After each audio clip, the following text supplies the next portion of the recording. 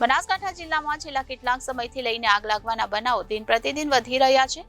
ત્યારે વધુ એક આજે વાવ તાલુકાના છીવાડે આવેલા દૈયપ ગામની અંદર બસ સ્ટેશન ઉપર જ એક કરિયાણાની દુકાન અને હીરાના કારખાનાની અંદર શોર્ટ સર્કિટ થવાના કારણે આગ ભભૂકી ઉઠી હોવાની ઘટના સામે આવી છે। દૈયપ ગામના બસ સ્ટેશન ઉપર આવેલ રાજપૂત સૌજીભાઈની જે કરિયાણાની દુકાન હતી તે દુકાનની અંદર રાખેલ ફ્રીજના પ્લગમાં ઓટોમેટિક શોર્ટ સર્કિટ થવાના કારણે આગ ભભૂકી ઉઠી હતી, જેમાં લાખો રૂપિયાનો કરિયાણાનો માલ સામાન બળીને ખાક થઈ ગયો હતો। જો કે એટલું જ નહીં, આ કરિયાણાની દુકાનની બાજુમાં આવેલ રમેશભાઈ શામતાભાઈ જેપાલનું હીરાનું કારખાનું હતું, જેની અંદર અચાનક શોર્ટ સર્કિટ થવા લાગ્યું હતું અને કારખાનાની અંદર પણ આગે વિકરાળ સ્વરૂપ ધારણ કરતા અંદર રાખેલી હીરા ઘસવા માટેની ઘંટી તેમજ ટેબલ તેમજ હીરા ઘસવા માટેનું સમગ્ર મટીરિયલ અને 10,000 રૂપિયા રોકડા તેમજ 3 કારીગરોના મોબાઈલ આગની અંદર રાખ થઈ જવા પામ્યા હતા। જોકે આગે એટલી બધી વિકરાળ રૂપ ધારણ કરતા જોતામાં આગ ભભૂકી ઉઠી હતી, જેમાં લાખો રૂપિયાનું કરિયાણાની દુકાનમાં નુકસાન થવા પામ્યું હતું।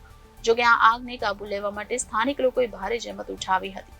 સ્થાનિક લોકો દ્વારા તેમના ઘરોમાંથી પાણી લાવી અને ગામમાંથી પ્રાઇવેટ ટેન્કર મારફતે આગ ઉપર કાબુ મેળવ્યો હતો। આગ એટલી બધી વિકરાળ હતી કે જોતામાં તો સમગ્ર બંને દુકાનોમાં ફરી વળી હતી, જેના કારણે બંને દુકાનદારના માલિકને લાખો રૂપિયાનું નુકસાન થયું હોવાના અહેવાલ પ્રાપ્ત થયા છે। જોકે અત્યારે તો આ વિસ્તારના સ્થાનિક લોકો એક જ માંગ કરી રહ્યા છે કે છેવાડાના વિસ્તારોમાં ઉનાળા દરમિયાન અવારનવાર આગ લાગવાના બનાવ બનતા હોય છે, પરંતુ આ સમય દરમિયાન અમને જે ફાયર બ્રિગેડની સેવા મળતી હોય છે તે સેવા ન મળવાના કારણે આગમાં મોટા પાયે નુકસાન થતું હોય છે, જેના કારણે આ વિસ્તારમાં ફાયર બ્રિગેડની સેવા મળી રહે તેવું જવાબદાર તંત્ર દ્વારા આયોજન કરવામાં આવે તેવી માંગ કરવામાં આવી હતી।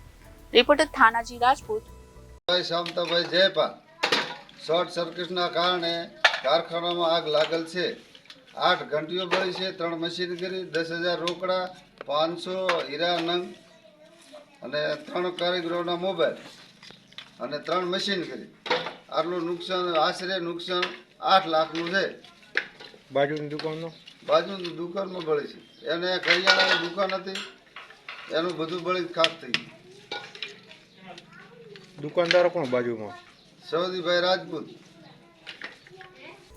જનાદેશ ન્યૂઝ બનાસકાંઠા।